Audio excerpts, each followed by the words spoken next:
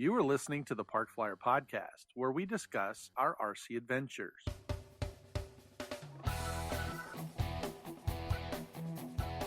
Welcome to the Park Flyer Podcast, where we discuss the ups and downs of the new RC Flyer.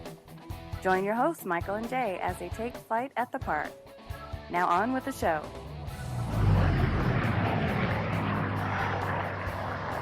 Hey everybody, welcome to the Park Flyer Podcast. I'm Michael from Arizona, with me always from my good friends.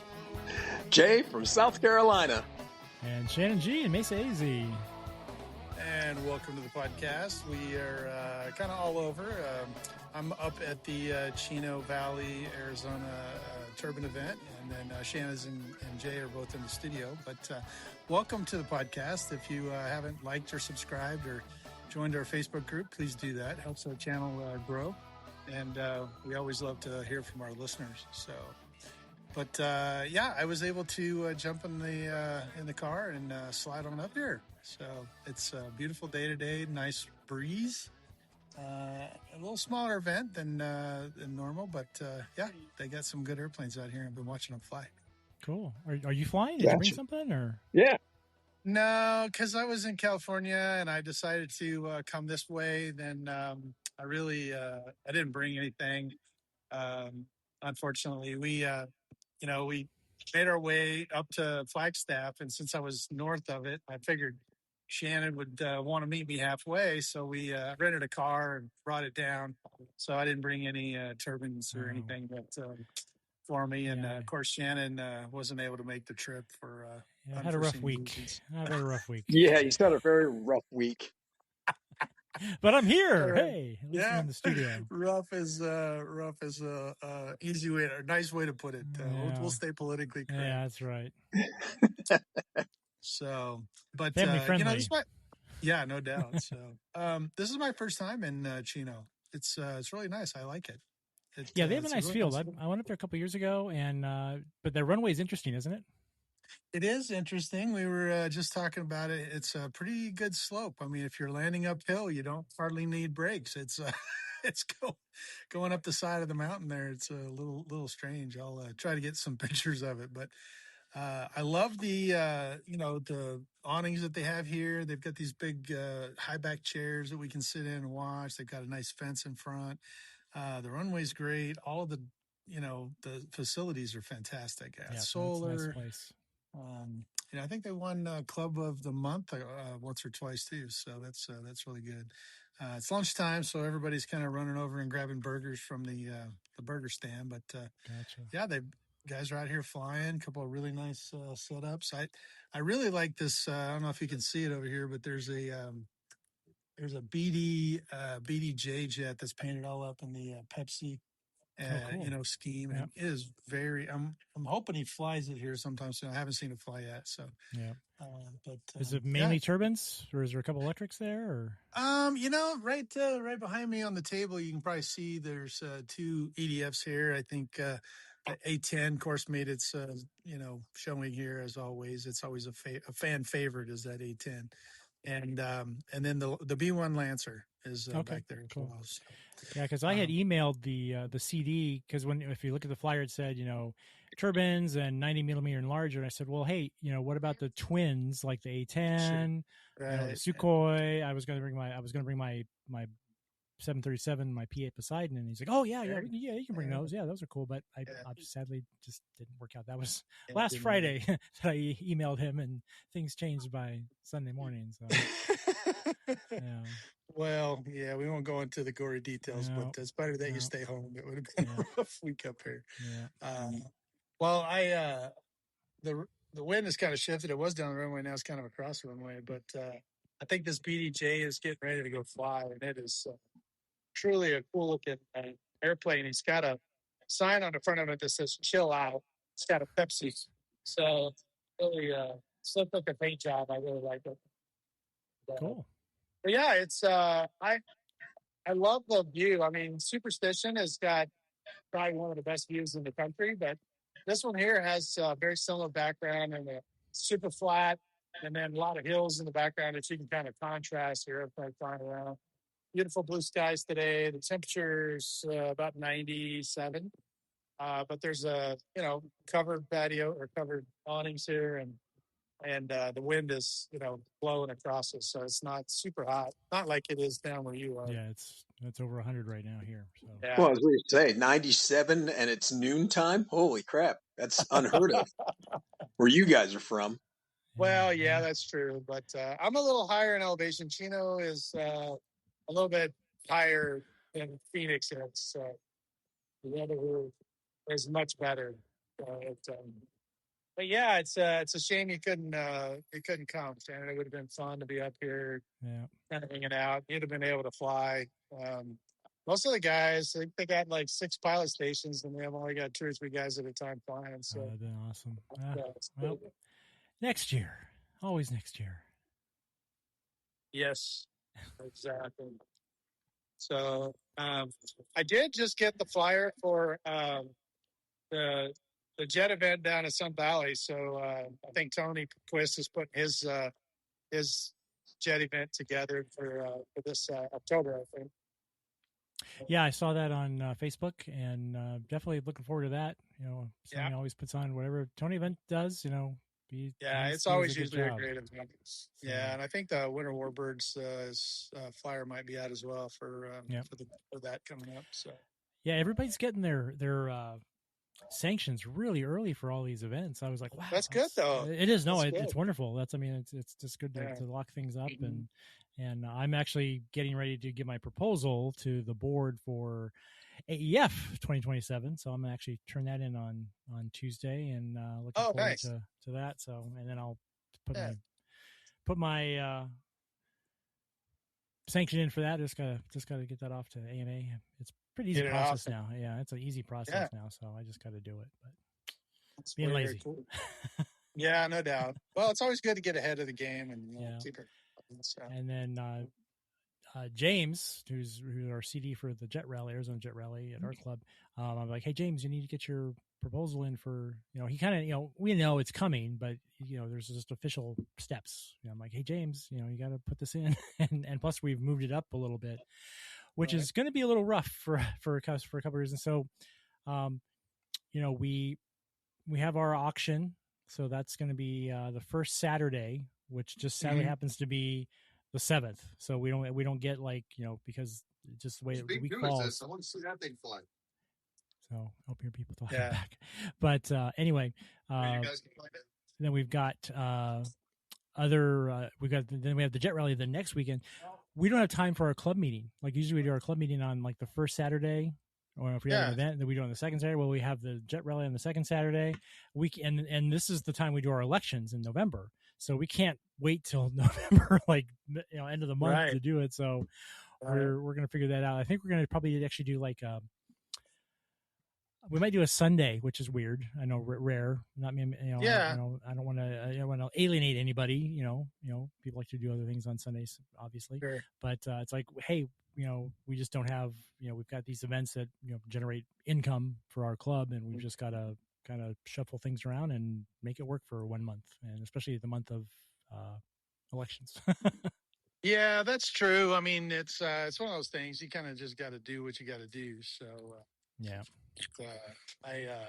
One of the things that I had one of the members come up to me, and he gave me this hand. I think his name is Jim, and he's like, "Here you go, bud. I thought I'd give this to you." And I don't know if you can see it, but it's a hand drawn picture on a card, and it looks like it's a B-17, and he had drawn it. Oh, sweet. And he said basically, I'm sorry, it's a B-25 Mitchell, and it's got all the information on the back. He's said it was made in the shade, and it's on location there at Ernest A. Love Field over in Prescott. So that was pretty slick that he was able to do that. Nice. And he wrote it, said, "Good show today." So I was pretty excited that he was able to give me the card, and we chatted for a little bit. I didn't get any video for it, but it was pretty slick. So cool.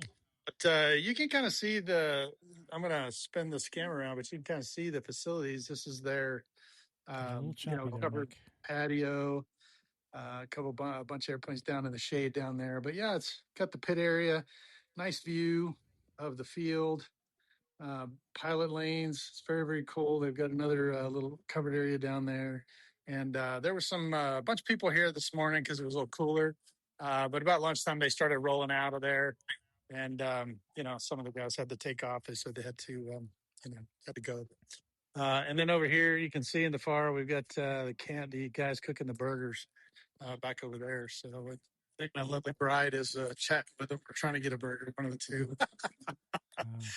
You gotta love her. She drove me over and then hangs out at the field with me. So can't get any better than that. Yeah, that's cool. No, that's awesome. You guys, it gives you a little. I know she doesn't come out to events very often, so just nice to go one with out of town. Yeah, that's true. And that's true too. my wife used to go to a lot of events with us she's pretty supportive. Mine's pretty supportive. It's good to have a supportive spouse, and I'm not the only one. There's some other spouses over here. You can see they're sitting there supporting their better halves as well. So it's always good to support your better half. Yep. So none of them are like Bonnie, right? Bonnie, she's the yes. I think Bonnie wins the Support of the Year award. Bonnie O'Meara, I think she wins that a lifetime achievement of supporting every turbine event in the country. I think. Wow. So this BDJ is landing. I'm going to walk over here and see if I can get it landed. I'm going to see if I can get a good picture of it coming around the land. It's pretty slick looking airplane. I'll walk out to the flight line. Hopefully don't yell at me here, but so I don't have a badge. Maybe the media part will help me out here, but I'm going to focus no badges. Yeah, no, we don't need no badges. So I don't know if you can see it coming around. It's flying on a base leg there, turning on final. Yeah, barely see it. Yeah, it'll come in though. A little bit of a crosswind. He's got it coming in. Wow, what is it? Stealth? Jet? My gosh, that's so quiet. Whoa! It's that uphill. Wish I had a zoom on his camera, but you can see it's got that Pepsi scheme, and he actually did a really good job with behind it there. But it's kind of a cool outlet there. If you look way down at this end of the field, you can see how much it slopes. I'll give you a good panning shot here, but as you go this direction, you can see it slopes right up that hill. It's like a ski jump. It's like a ski jump on like a Russian aircraft. It is like a ski jump. When I first came out, I was like, wow, that's but the guys do a good job. I mean, yeah. Well, it's their field. They should be used to it, I guess. Yeah, that's true. But I could see that, if it was, if it was not my field, it wouldn't be too bad. I think it would be harder landing going downhill than it would be coming uphill. Because you could come in low. That's the problem. Yeah, I think if they were having because coming over here, there's a big hill right just off of the side of it, and it gives you kind of this weird impression of what kind of coming around. You're like, oh, the elevation is a lot higher than it, on this side, so you don't want to go too far over. But and then we're gonna come over here and we'll look at some other airplanes here since we're at the field. This is a really nice MB jet. I like the paint scheme on this one and that Kiwi. There's a couple MBs there, huh? Yeah, and then there's that Panther or Cougar that was flying, I think. So I like it too. It's in the crossbones. And nice little lawn there. It's pretty slick. Actually, that's a Jet Cat, I think. The Jet Cat. And but yeah, it's been I kind of like the really big events because there's a lot of people and a lot of things going on. But these smaller events are kind of nice too. You get to flies. I'm kind of sad I didn't bring something up, but kind of good that everybody gets to fly as much as they want, and the facilities don't have to run. Nobody's fighting for tables or anything like that. So, but it's a nice facility. I really, really like it. So it's fun to watch. Well, I wish we were there. I know, right? It would be kind of fun. Here, I'll show you these Lancers here. Here's the B1. It's really nice airplane. I keep forgetting how nice this airplane actually is. I did a really good job. Yeah, they fly great. Yeah, nice. Yeah, he's got all the decals and stuff on it. It's pretty cool looking. And of course, the A10 showed up, and this is the new version 3. You can tell because it's got the the lights and stuff. I like how they did all that stuff. So I may have to break down and get another one of these. So it's so much fun to fly. They're so much fun. I just really enjoy them. And and I like enjoyed my little ATEM that I had gotten for a couple days, but yeah. So tell us what happened. That was one of those things. Oh that man. Yeah. What was the story with that? Yeah, so I got that A10. I bought it on Marketplace a while back, real cheap. And, right. I got it working. I got it flying. I fixed the landing gear after the first flight, and then I go out for the second flight the following week, and I had repainted it. I had done a really good, I done it up like not the current A10 demo team, but like 2 years ago, like it was like a P51 green paint scheme. Right, yeah, the green. And I found these decals of the stars and bars that just have without the red bar in it, just fit. And I had some other decals. Just made it look basic. Right. And I flew it the second time, and when I came in to land, one of the gear it didn't lock, so the gear collapsed, but it wasn't broken. It just collapsed. Because it just the way the screw things, it just didn't lock. Okay, so I put that back up, and then I go to fly it again. And when I take off, I turn to the left, and one of the vertical stabilizers literally breaks loose from the elevator, and it's just flopping around like And this is when you're still on the ground. Or no, after I took off. I took off and I took off and I banked to the left, and just as I made that bank, all of a sudden I see it just snap and start basically just flapping on the hinge, or on the control arm. Not so basically good. Just the control. Yeah, I'm like, so I continued my turn, and I'm like, well, I kind of have control, and then all of a sudden it just started going. You still have one, right? Yeah, but it was just that all the, gyration and everything just I had no control, and I just cut the throttle and let her go in. I was like, everyone's like, Shannon, what's going on with you? You're crashing everything. This is like number 2. I go 3 actually. There was the 3. F-18. There was the So it was like, RC planes are like milk. You never know when it's going to spoil. It's going to expire. Yeah, you can buy a brand new one and it's already expired. We've had that. You bring it home and it's done. Yeah, you just never know. I bought a T-50 that never even got airborne. I did. Yeah. Remember that one, Jay? It was black and gold. It was I bought that. I was so excited. Very, very first maiden flight. Was rolling down we were at the park. I was going to fly at the park, and I hit a what do you call those? The irrigation head was sticking up out of the thing. I hit that with the landing gear, and it sheared the landing gear clean off. It never flew ever again. It was just every time I tried to get it airborne, something major would happen. So yeah. It is what it is. But I got I swapped out the prop on the Pilatus, and it flew a lot better. So I got a couple of flights on the Pilatus that I converted to electric. I still think it's a little underpowered. I think the motor's just kind of really pushing, but I don't know. We'll see. Of course, it was hot as heck here. Yeah, so, hot as blazes. Doesn't help either. Air density is a real thing. Yeah, it is true. A lot of people don't understand that, but no, it makes a huge difference. Yeah, it really does. Yep. It's it's kind of funny because you'll get guys that fly in Denver, and they've got bigger turbines in their jets, and they come down here.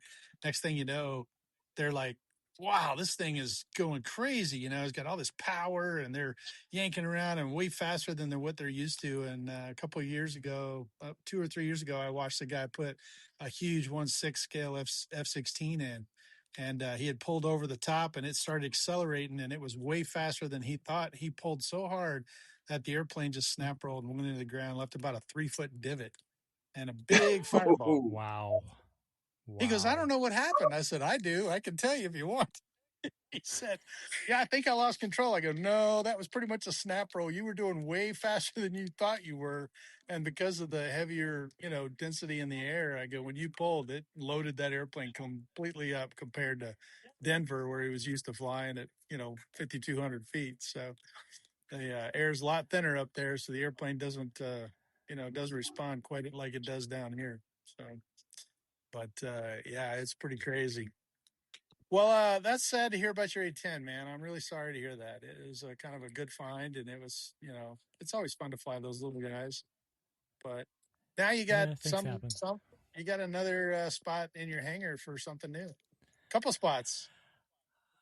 Well, I got planes I'm working on that are, been in the trailer, and probably the next big project is the ME-262 that I'm going to do up as the Czech S92. So I think that's the next big one. So I got everything for it now, and just got the decals, and I just got to get the airframe kind of set up and then paint it, and then I'm going to actually use a paint gun on that one. I'm going to do a kind of a real paint, no rattle Yeah, can. not rattle can paint. Rattle can and some Scotch tape. Yeah, well, there'll be lots of Scotch tape, but masking tape. Sorry, Scotch tape. Masking tape, packing tape. Well, it's food tape for decoration. Yeah. Frog tape. Yeah, it's that frog tape. Yeah, that's the good stuff. What I noticed, you guys, we didn't talk about it on the last podcast, but what you guys think of the paint scheme on that on Mike's little Squall? It's pretty cool. Oh, I could tell that was you all the way. How'd you know that was me? Dude, I guess I've been around you too long, man. I knew that was you all the way. Yeah. Once I saw the bottom of it, I go, "Oh, that was not Barcelou. That was believe Moan. it or not, he did the bottom. Believe it or not, he did. Really? So yeah. He can we do any proof? He put the wide tape on there. He said, "I want to be able to see the bottom," so he put the wide tape on there, and then he brought a whole bunch of that tape to me, which is. He's like, "Well, I only have these colors." I'm like, "Don't you have like pinstriping tape and stuff?" He's like, "Oh yeah, I think I do." He goes in the back, comes back in, dumps it all on the table. So I had like a plethora of, tape stuff that I was able to pick from. So I started, putting them on, and then I got a little, kind of curvy, and they just started going. Mike's like in the other room doing something, and then he comes back in and goes, "Whoa."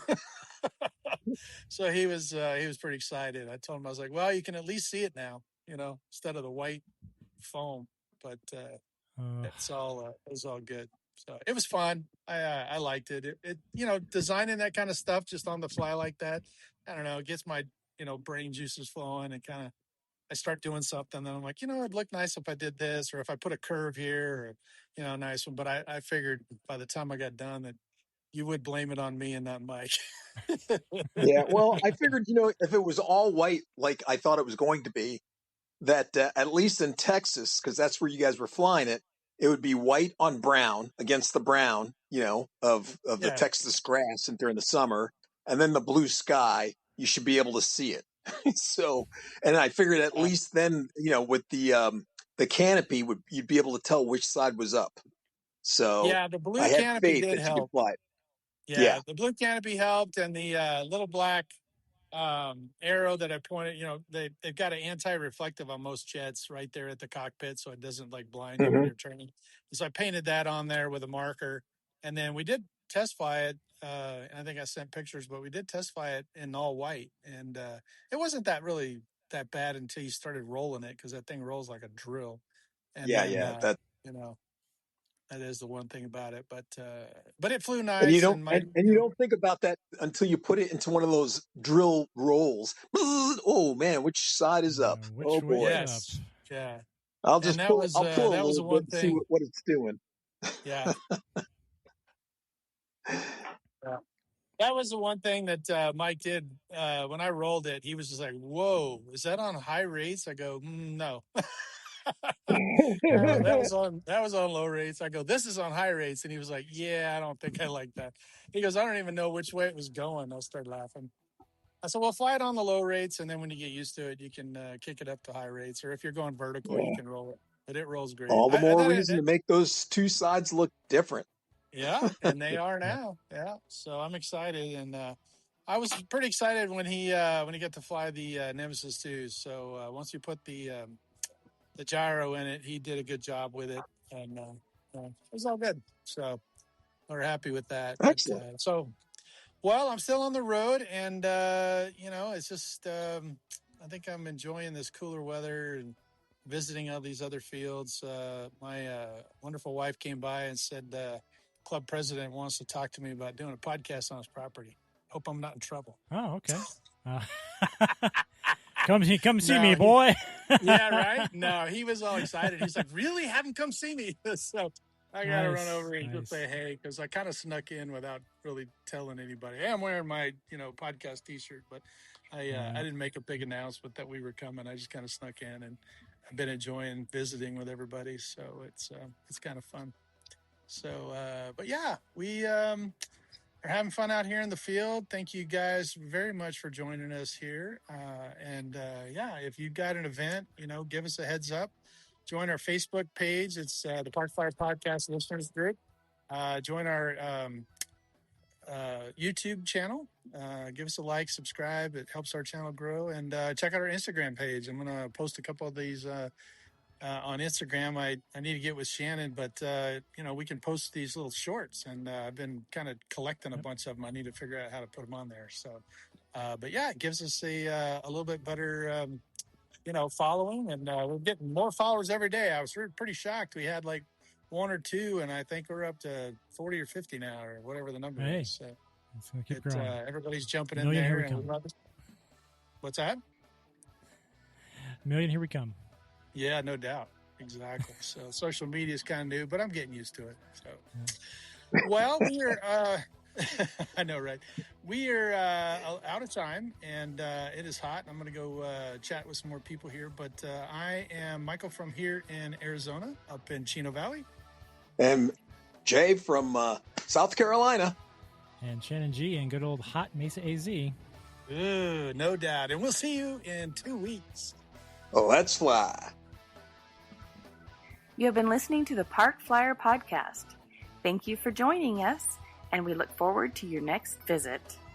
Please give our show a star rating and review, and feel free to email us your questions, topics, or suggestions to parkflyerpodcast@gmail.com.